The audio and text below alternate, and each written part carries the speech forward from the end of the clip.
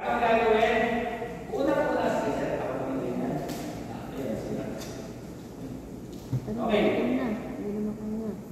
Yung ring finger, ito, hanapin niyo po yung puso ni patient. Ayan. Hindi na magkalaman ha.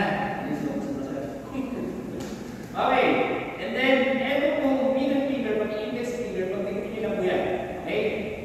Yung isang kamay niyo, close please, ito. Okay yan. Lagay niyo po sa ibabaw ng index finger niyo. Okay? Ayan po ang position niya. And kung yung hanap niyo ng puso, ilagay niyo po sa ibabaw ng counter space. Okay? Meron po tayo dyan. Ayan po yung examination. Okay. Okay, sir. Nagiging tayo. Okay po. Paano po gagawin natin yan? Okay. Ikaw, syempre, kumuha ka ng buwelo o pwersa, lagay mo yung para sa gilid, tagilid ka. Ayan, tagilid. Tagilid ni patient. Okay, nakaharap ka sa gilid.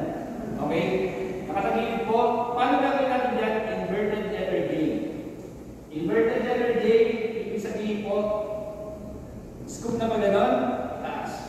Baba, taas. Baba, taas. Okay? Okay. Okay? Gusto niyo makita pa yung kinain ni Sir Kalina kung gano'n kalakayan? Okay po. Ilang beses natin gagawin yan? Okay.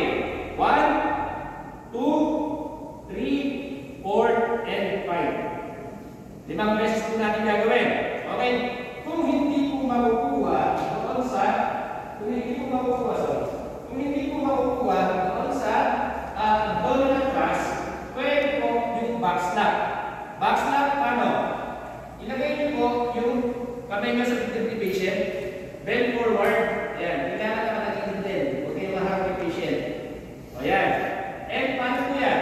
Dito po sa scapula, dito po sa may gitna ng shoulder blade, eto, yung heel ng palm, ayan po makakamain doon. Paano po ang palo dyan? Ang palo po dyan, maganon. Taas, yes, bend down. Yan, taas, paganyan po. Ilang beses? 5 beses din po yan. Kapag ka-adult, puwersa, nakasin po. Yan, nakasin nyo. Dito po ang palo niya. 1, 2, 3, 4, 5. Okay? Okay po? Kapag ka-adult, ganun po yung puwersa. Ayun, sir. Yun yan lang kung halimbawa po iwan. Okay? Kung halimbawa baka hindi nakakapagsalita. Hindi nakakapagsalita. Na-choke po. Na-choke. Okay.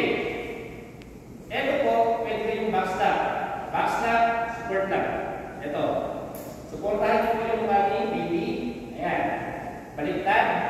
Kung may upuan, lagay niyo po. Ayan. Ganun po. Backslap din 5 beses. Pero, pag backslap kayo sa infant, hindi ka tulad dun sa adult.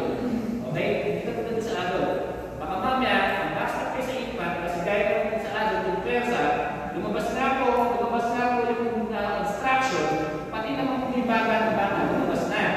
Kung walang upuan, tulog kayo, okay yan. Importante, yung ulo, mas mababa po sa puwet ni baby.